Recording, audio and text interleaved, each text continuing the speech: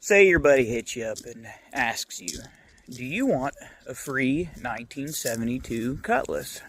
Obviously, you say yes, dude. Yeah, maybe it looks good from afar.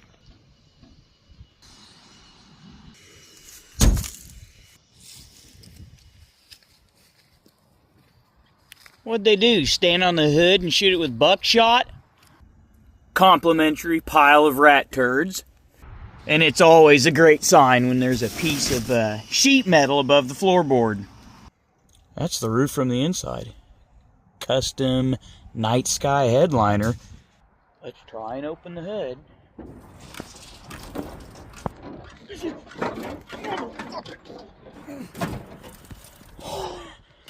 Hey, a 350 rocket. Yeah, no, I'm not doing that. Professional car builders with hundreds of thousands of dollars don't touch stuff like that. Why would my broke self even attempt? But I will say that 350 rocket and that turbo 350's coming out of there. Is there a parts market for those engines? Let me know. It couldn't be as expensive as building a small block Mopar. Could it? Say your buddy hits you up and asks you, do you want a free 1972 Cutlass? Obviously, you say yes, dude. Yeah, maybe it looks good from afar.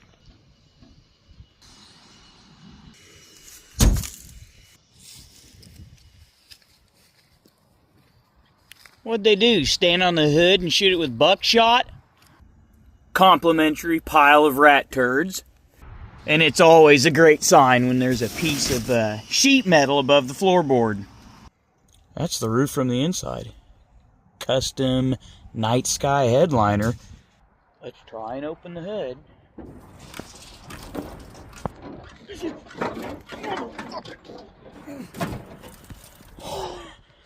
Hey, a 350 rocket.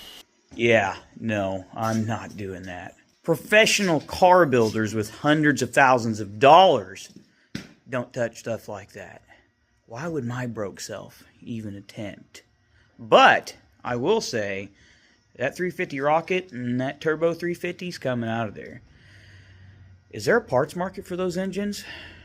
Let me know. It couldn't be as expensive as building a small block Mopar. Could it?